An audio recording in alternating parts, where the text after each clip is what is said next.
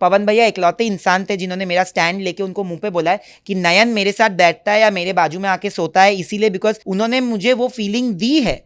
क्या उनके साथ मेरी पवन भैया एक बहुत गंदे इंसान है, वो बहुत अच्छे इंसान है। आप उस चीज को इस नजरिए से ना ही देखो तो बेटर है। आप और नयन एक बेड शेयर करते हो तो आपके रोमांटिक रील्स कटेंगे और रील्स पे साथ आके बात करते थे यार जब मैं अकेले बैठता था। एक इंसान जो मेरे साथ बैठ रहा है आप उसको भी छीन रहे हो मेरे से, ये सब उनके दिमाग में डाल के। पर थैंकफुली पवन भैया के दिमाग में ये नहीं गया, क्योंकि जब ये सब बात हो रही थी पवन भैया इकलौते इंसान थे जिन्होंने मेरा स्टैंड लेके उनको मुंह पे बोला है कि नयन मेरे साथ बैठता है या मेरे बाजू में आके सोता है, इसीलिए बिकॉज कहीं ना कहीं नयन सेफ फील करता है मेरे आजू बाजू में।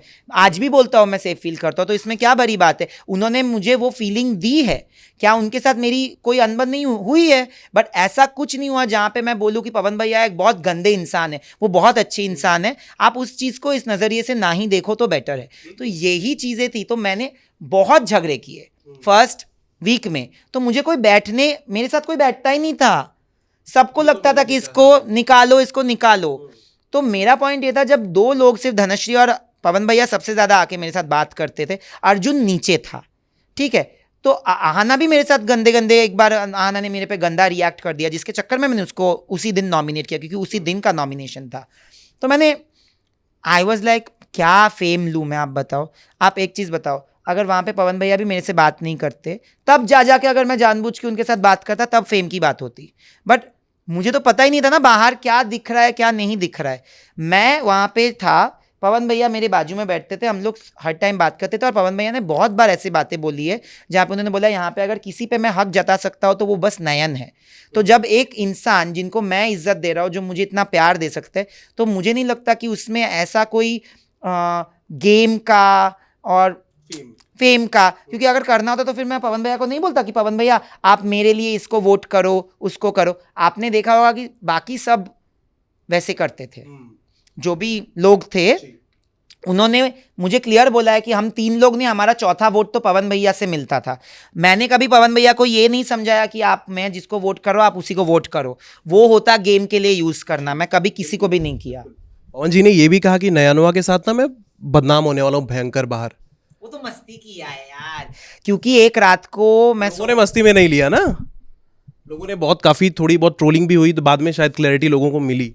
अच्छा, तो मैं क्लियर कर देता हूँ ये बात क्लियरली कि मुझे नहीं लगता कि पवन भैया ने उस मीनिंग से बोला होगा, क्योंकि जितना मैं उनको जानता हूँ उनके दिमाग में ये बात डाली गई बार बार, ये बोल बोल के कि आप और नयन एक बेड शेयर करते हो तो आपके रोमांटिक रील्स कटेंगे और रील्स पे कैसे हुआ ये गाना बजेगा।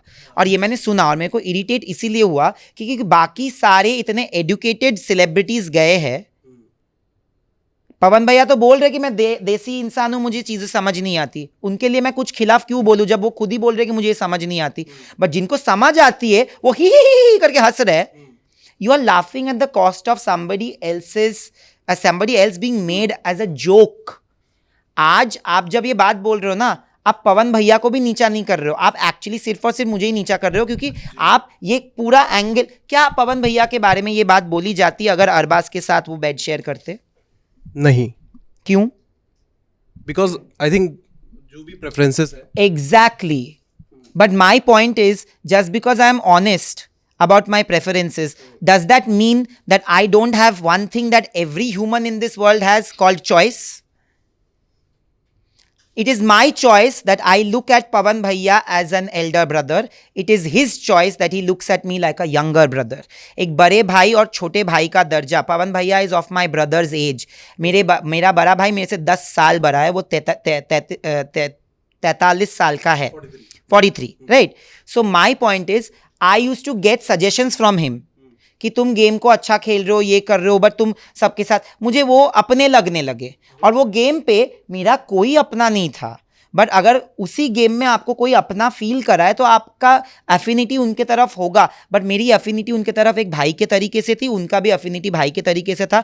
और इस चीज़ को ना कुछ और बोल के उसको गंदा दिखाना, मुझे लगता है it's not good for him more than me, because उन्होंने जो इज्जत और जो प्यार उस शो में बांटा है ना, सिर्फ मुझे नहीं सबको, वो शायद ही कोई और कर पाया है, क्योंकि उन्होंने किसी को भी ना बेइज्जत किया है, ना बकवास की है। अगर उनके साथ किसी की लड़ाई हुई है या अनबन हुआ है तो उन्होंने 1-2 कमेंट्स कर दिए होंगे तो ठीक है यार, it's not a big deal. But I want to say this very loud and clear that nobody would have shamed this relationship of brotherhood if it wasn't with me.